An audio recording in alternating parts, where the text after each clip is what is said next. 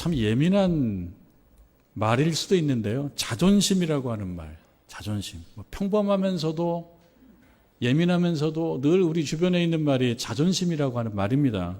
사전에서 찾아보면요. 그렇게 나쁜 말은 아니에요. 사전으로 찾아보면. 남에게 굽히지 않고 자기 스스로의 품위를 높이는 마음, 이렇게 되어 있거든요. 그러니까 요 자체로 보면은 나쁜 말이 아닙니다. 남에게 굽히지 않고 자기 스스로의 품위를 높이는 것. 그 얼마나 좋습니까? 근데 그리 보면 자존심이 세면은 좋을 것 같은데, 근데 자존심이라고 하는 말에 그 속을 조금 더 들어가서 보게 되면 꼭 그런 말도 아니고 꼭 좋은 말도 아닌 거예요, 현실적으로. 자존심은요, 이 사전적 정의에는 다 나타나 있지 않지만 이게 비교라고 하는 걸 통해서 발생을 하는 거예요. 자존심은. 비교가 들어가요, 비교.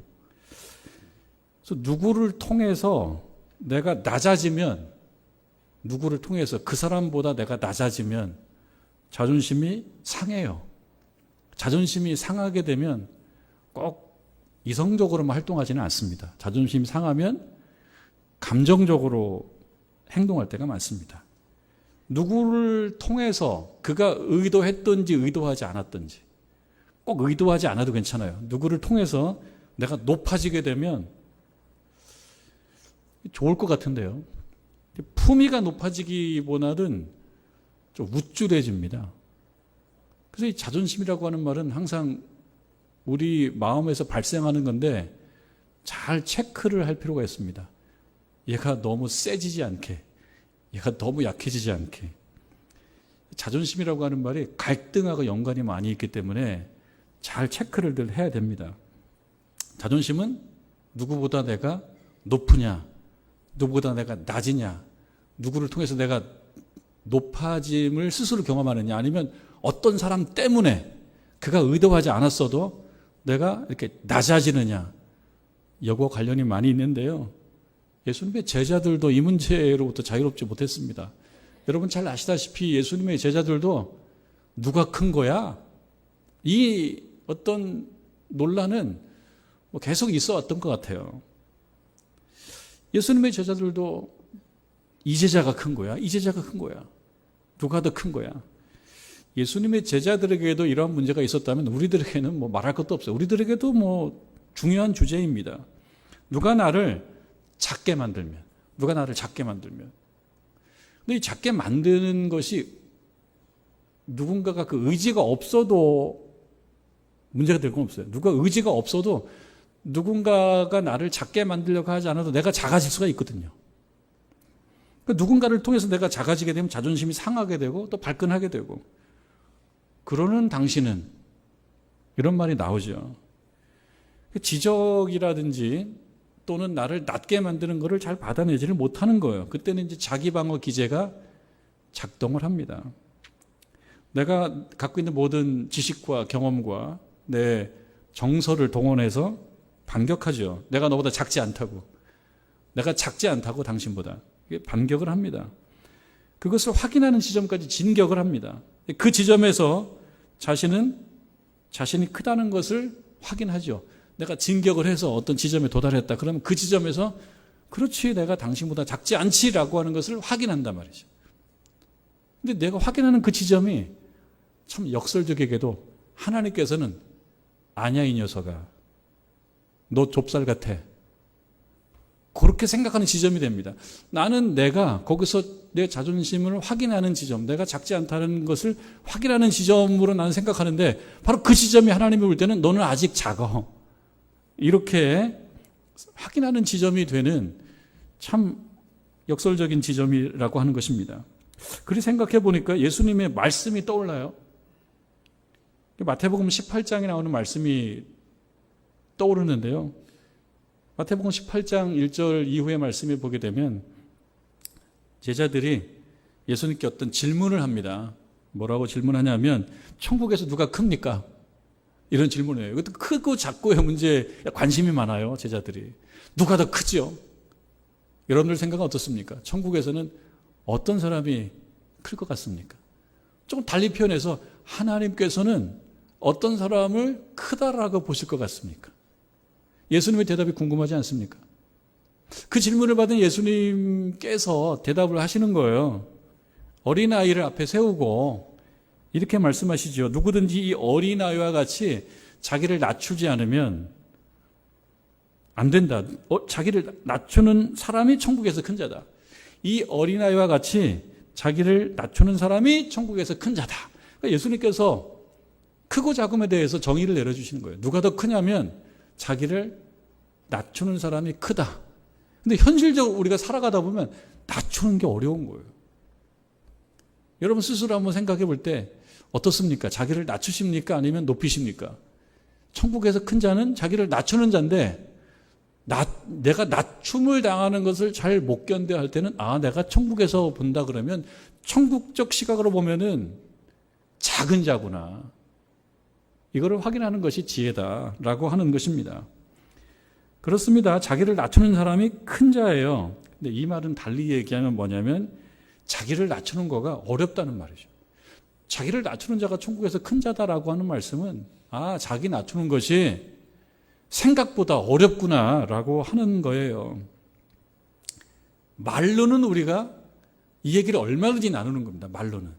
자기를 낮추는 것이 천국에서 큰 자야. 다 고개를 우리가 끄덕이게 돼요. 참 이게 어려운 부분인데요. 내가 낮추는 것이 옳다는 걸 알아요. 근데 실제로는 잘 낮추지를 못한단 말이죠. 그러니까 내가 스스로 생각하는 실력과 내 삶의 현실 속에서 내가 발휘하는 실력의 차이가 좀 큰 경우가 많습니다. 물론 작은 경우 참 좋지만 내가 생각하는 실력이 내가 실제로 발휘하는 실력과 일치되면 얼마나 좋겠어요. 근데 신자들이 하는 착각이 있습니다. 특히 경력이 오래되면 합리화의 실력도 굉장히 늘어난다는 거죠. 합리화의 실력도. 내가 지금 이러한 것은 이런 이유 때문이야 라고 자기를 합리화하는 그런 실력도 굉장히 늘어나게 됩니다. 말과 행동이 다른 것이죠. 이것이 좋지 않다는 것을 모르는 바는 아닌데 알면서도 현실로 들어가면 실천이 잘 안 되는 거예요. 달리 말하면 무슨 말입니까? 하나님 말씀을 우리가 많이 듣지만 그렇다고 해서 그 듣는 것을 그대로 행하는 쪽으로 이어진다라고 하는 것은 또 다른 문제다라고 하는 것입니다. 말씀이 나를 이겨야 되는데 실제로 삶의 현장에서 살다가 보면은 그저 슬쩍 내가 말씀을 이겨버리는 거죠. 말씀에 지는 것도 불편한 거예요. 어떻게 보면. 말씀이 나를 이기는 것도 불편한 거예요. 편치 않은 거예요. 그래서 삶의 현장에서 보면 내가 말씀을 주변을 살피다가 내가 이겨버리지 뭐. 그 얘기는 뭡니까? 말씀이 나를 가르치는 게 아니라 내가 갖고 있던 생각을 말씀에 비추어서 그리 이렇게 바꾸진 않겠다라고 하는 그런 어떤 어른의 시각이 우리 마음속에 있다는 거예요. 예수님께서 누가 큰 자냐? 어린아이와 같아야 된다. 그 어린아이는 어른처럼 뭐 두수, 세수, 네수, 다섯수 앞을 보지 않습니다. 잘 못 봅니다. 실력이 없어요. 단순해요. 어린아이는 단순한 거예요. 그저 생각해도 한 수, 두 수 정도를 판단하겠죠. 그러나 삶의 경험이 많으면 많아질수록 그냥 고수가 될수록 세수, 네수, 다섯수를 바라보고 자기를 합리화시키는 실력이 늘어나는 거죠. 예수님 말씀 속의 어린아이는 단순한 겁니다. 자기 생각을 내세우는 것이 아니고 자기를 높이지를 않는 거죠. 예수님 말씀에 의하면 자기를 높이지 않는 거죠. 그러니까 하나님 말씀을 들으면 그 말씀이 나를 이기는 거예요. 예수님 비유 속에 나온 어린아이는. 그러니까 우리들에게 주는 말씀은 뭐냐면 하나님 말씀을 들으면 하나님 말씀이 이기기를 바란다. 내 생각이 견고하고 강해서 실제로 삶의 현장에서 내 생각을 말씀이 이기는 것이 아니라 내가 말씀을 이겨버리지 않기를 바라는 거예요. 오늘 말씀의 제목이 듣기 행하기인데 이 말씀의 제목은 오늘 읽은 말씀 13절에서 가지고 온 말씀입니다. 말씀을 듣지만 행하지 않는 경우가 많다는 거예요. 누가 그러냐면 택함받은 유대인들이 그랬어요. 택함받은 유대인들. 이게 정말 아이러니하지 않습니까? 택함 받은 유대인이라 그러면 얼마나 잘해야 됩니까? 하나님에게 택함 받은 그 택함을 받았다라고 하는 중요한 근거는 율법이거든요. 율법을 수여받은, 어떻게 보면 신앙생활의 매뉴얼을 수여받은 사람들이라면 얼마나 말씀을 잘 순종하며 실력이 좋아야 되겠습니까? 그런데 듣지만, 말씀을 소유하고 있지만, 율법을 소유하고 있지만 그렇지 않다는 거예요. 행하지 않는다는 것입니다. 우리가 읽은 말씀 12절 말씀, 무릇 율법 없이 범죄한 자는, 율법 없이 범죄한 자, 그러니까 율법이 없는 사람들이 있어요. 유대인들은 아니에요. 유대인 아닌 사람들 얘기하는 겁니다. 율법 없이 범죄한 자는 또한 율법 없이 망한다. 율법이 없어도 망한다는 거예요. 율법이 없어도 어떻게 하면 망한다는 겁니까? 범죄하면 망한다는 거예요. 율법이 없어도 범죄하면은 법조항이 없기 때문에 그냥 넘어가는, 우리가 사는 이 사회에서는 그렇습니다. 잘못한 건 분명히 잘못인데 적용할 법률이 없으면 어쩔 수 없어요. 아유, 저 녀석은 벌을 좀 줘야 되겠는데 법조항이 없어요. 그러면 벌을 안 받는 거죠. 그래서 우리가 법꾸라지라고 한다 그러면 법조항이 없는 쪽으로 이렇게 빠져나가는 걸 얘기하는 거예요.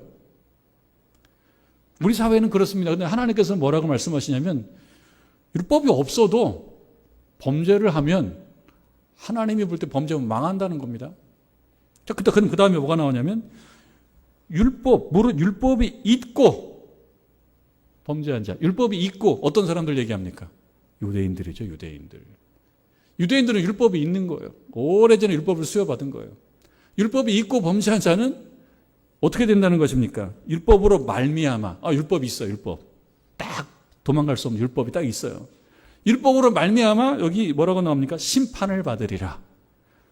앞에서 이 심판을 받으리라라고 하는 말과 이 말의 앞선 표현은 좀 다르지만 어떤 말이었습니까?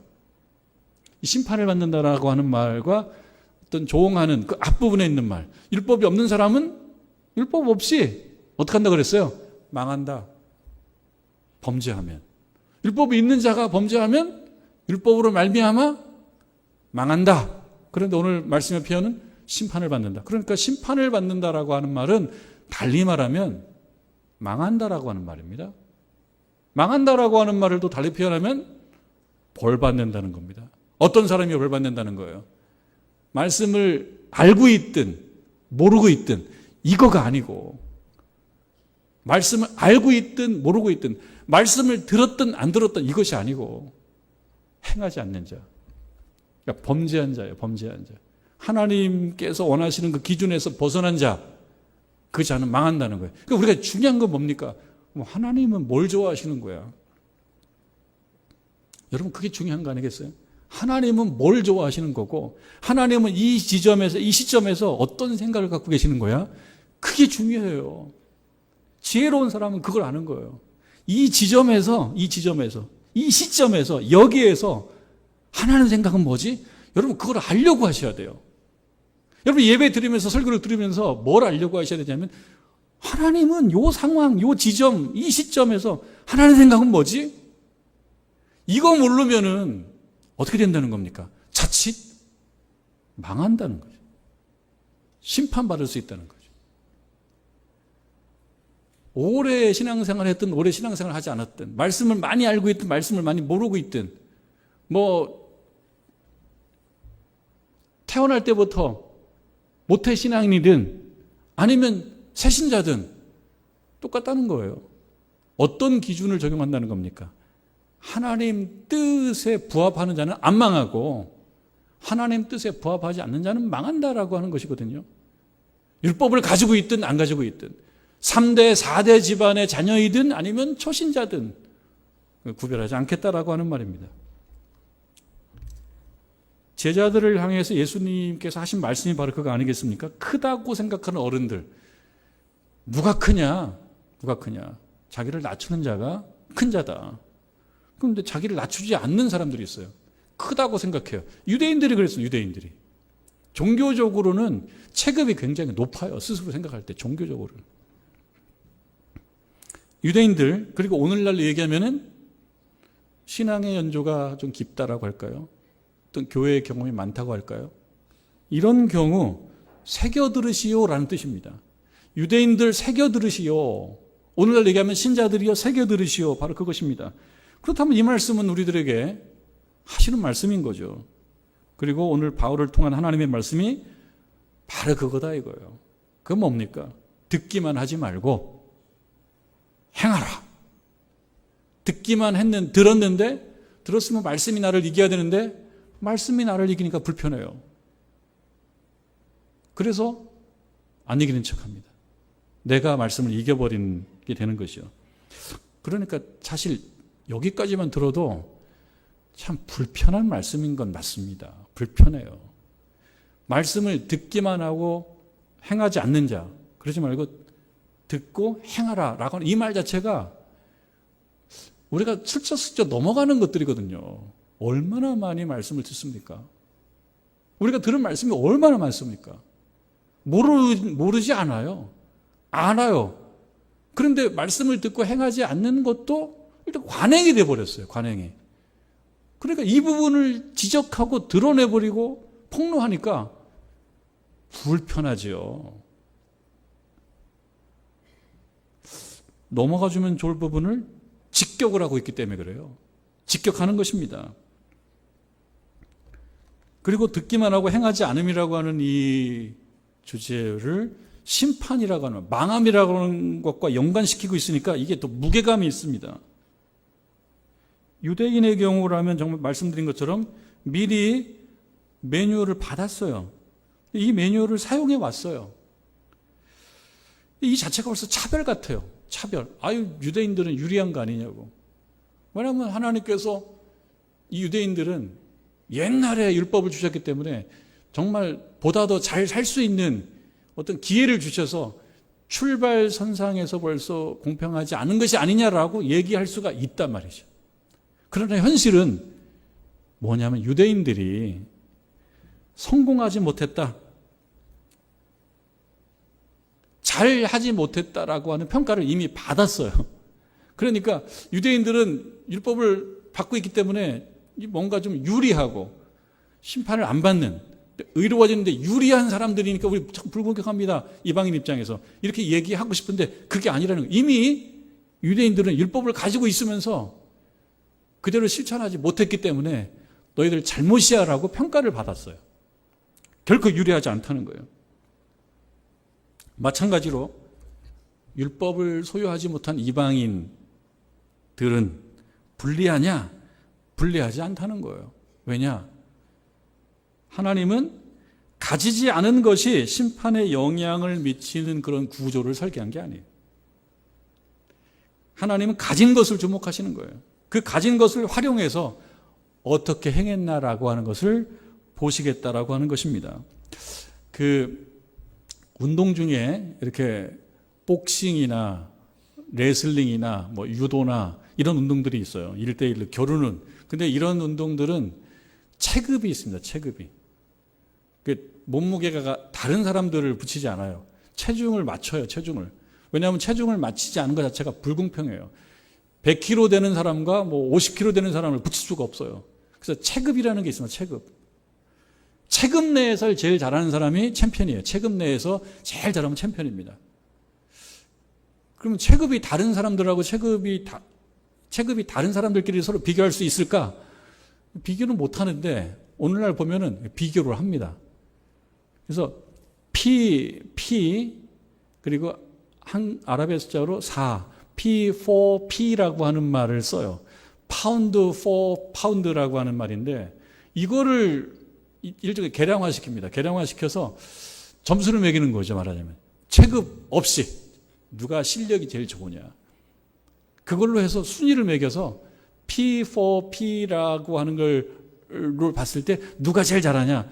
그럼 헤비급인 사람이 1등이 될 수도 있고 저 플라이급 되는 사람이 1등일 수가 있어요. 그러니까 몸무게가 무거운 사람이 잘할 수도 있고 아닐 수도 있어요. 경기는 하지 않아요. 경기는 하지 않는데 누군가는 공평하게 보고 싶은 거예요. 누가 실력이 제일 좋으냐. 누가 실력이 나쁘냐. 실제로 복싱 경기를 하면 헤비급, 제일 체중이 무거운 사람이 유리하겠죠. 얼마나 펀치력이 셉니까? 그러나 실제 경기는 하지 않아도 순위를 매길 수가 있다는 거예요. 아무리 체급이 높아도 P4P라고 하는 관점으로 볼 때는 실력이 더 떨어질 수가 있다는 거예요. 유대인들을 볼 때는 체급이 굉장히 높습니다. 율법을 갖고 있기 때문에 높아요. 그러면 체급이 높기 때문에 이 사람은 훌륭하냐? 그렇지 않다는 거예요. 오늘날 우리들도 생각해 봤을 때 내가 이래봬도라고 하는 걸로 표현되는 여러 어떤 종교적인 성과물들이 있을 수 있고 내가 물려받은 게 있을 수가 있어요. 그거 있으면은 훌륭하냐? 훌륭할 수도 있고 훌륭하지 않을 수도 있어요. 뭘 볼 때 그렇습니까? 행함의 실력으로 볼 때. 행함이라는 실력을 하나님은 보시겠다는 것입니다.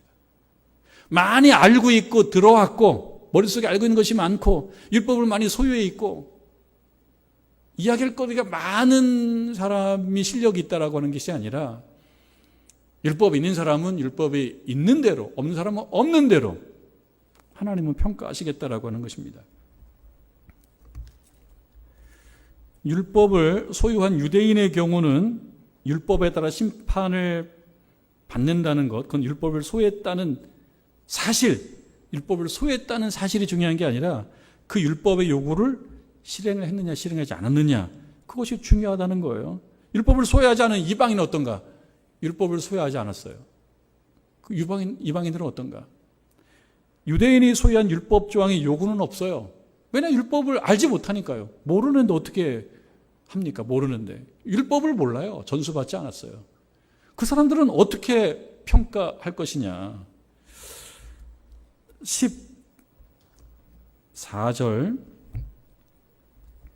14절의 말씀을 준비하다가 매우 중요하게 보게 되었습니다. 좀 눈여겨보게 되었어요. 율법이 없는 이방인. 율법이 없는 이방인들이 있단 말이죠. 율법을 전수받지 못했기 때문에 무엇이 옳은지를 몰라요. 어떻게 살아가는 것이 하나님 뜻에 부합하는 건지 잘 몰라요. 자, 그런데 율법 없는 이방인은 본성이라고 얘기하는, 이 본성이라는 말을 좀 풀어봐야 되지만 또 본성이라고 얘기하는 그 무엇이 있어요. 본성, 갖고 있는 뭔가가 있어요. 본성으로 율법의 일을 행한다. 율법을 전수받지 않아도 율법의 일을 행하는 길이 있는 거예요. 성경 말씀을 많이 몰라도 하나님의 뜻을 어떤 모양으로도 이렇게 체득하게 되는 거예요. 성경을 많이 몰라도, 성경을 많이 알아도 내가 그걸 행하지 않으면 실력이 아니거든요. 근데 성경을 몰라도 행할 수가 있어요. 여기 뭘 가지고요? 본성. 이 사람은, 그러니까 율법이 없는 이방인이에요. 이 사람은 율법이 없어요. 율법이 없어도 그 다음에 자기가 자기에게 율법이 된다. 율법이 없는데 율법이 없지 않다는 겁니다. 하나님께서 말씀하시는 거는 율법이 없지 않다는 거예요. 이방인들도 율법이 있어요. 어떤 의미로 율법이 있냐면 본성. 15절로 가면요. 이런 이들은 율법이 없는 사람입니다. 그런데 율법이 있는 사람이에요. 어떤 의미로 있는 거냐면 이런 이들은 그 양심이 증거가 된다는 거예요. 양심이 증거가 되고요. 그리고 그 다음에 그 생각들이 서로 혹은 고발하며 혹은 변명한다. 생각이라는 게 있다는 거예요. 그래서 제가 좀 현실적인 부분을 발견을 하게 됐습니다. 율법은 없어요. 어떻게 보면 성경을 깊게 몰라요. 말씀을 들은 경험이 별로 없어도 본성이라고 하는, 그러니까 달리 표현은 본성의 법 혹은 양심의 법, 또 달리 말하면 생각의 법이 계속 적용하고 있어요.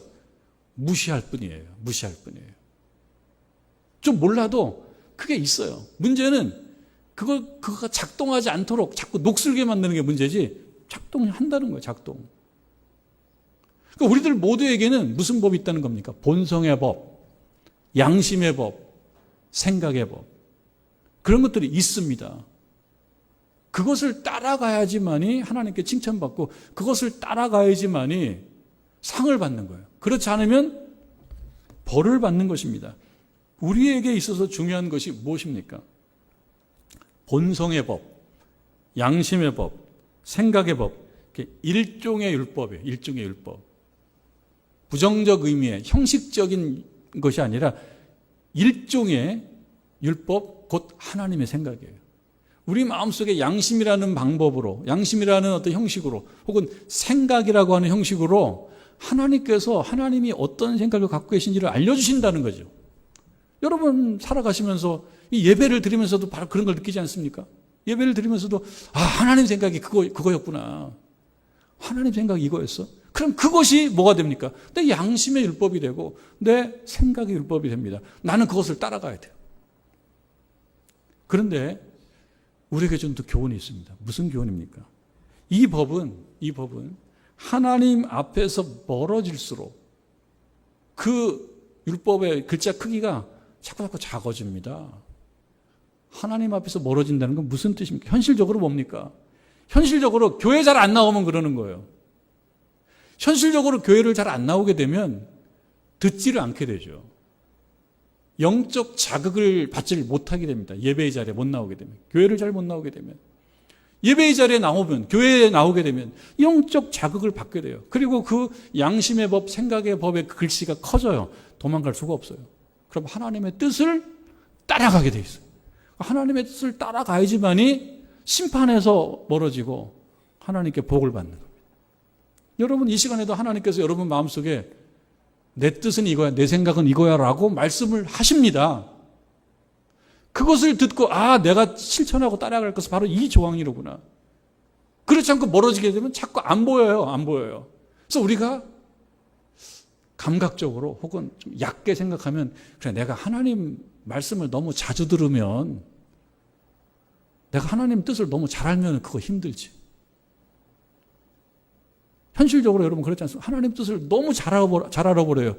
도망갈 수가 없잖아요. 그러니까 방법은 뭡니까? 하나님 말씀을 좀 멀리 있어야 돼. 그래야지 소리가 작든지 글씨가 작든지 그렇습니다. 근데 예배 열심히 여러분 깊게 몰입해서 주의 말씀 은혜 주시옵소서라고 하는 말씀으로 하나님께 예배 드릴 때 주님께서 나에게 내 생각은 이거야. 그 지점에서 그 상황에서 네가 따라가야 될 나의 뜻은 이거야 라는 것을 들으면 삶은 좀 불편해지지만 불편하죠 여러분. 하나님 뜻을 너무 많이 알면요 불편합니다. 하나님 뜻을 너무 많이 알면 따라가야 돼요. 또 은혜를 또 너무 많이 받으면은 헌신해야 되고 수고해야 되고 그렇다고 해서 은혜 많이 안 받고 그렇다고 해서 하나님 뜻을 많이 안 알고 그러면 시간이 많이 흐르면 그 뭐가 온다는 거예요? 심판을 받는다는 거예요. 망하게 된다는 거예요. 바로 그 점입니다. 여러분 우리가 본능과 감정이라는 것이 중요해요. 살아가다 보면 본능과 감정 너무 중요합니다. 그러나 본능과 감정에 기초해서 나의 행동을 결정하지 말아야 된다라고 하는 거예요. 왜냐? 본능과 감정은 우리를 옳은 길로 인도하지는 않아요. 내가 어떠한 상태인지를 알려주는 지표예요. 본능과 감정은. 따라야 될 기준이 아닙니다. 이 본능과 감정을 가지고 하나님께 나와야 돼요. 그리고 그것을 내보여드려야 돼요. 하나님 앞에. 내가 정말 실천할 하나님의 소리를 들어야 돼요. 그리고 그 소리를 내 마음에 명시적으로 적어야 돼요. 그리고 내가 하루를 살면서 지켜야 될 법으로 생각해야 돼요.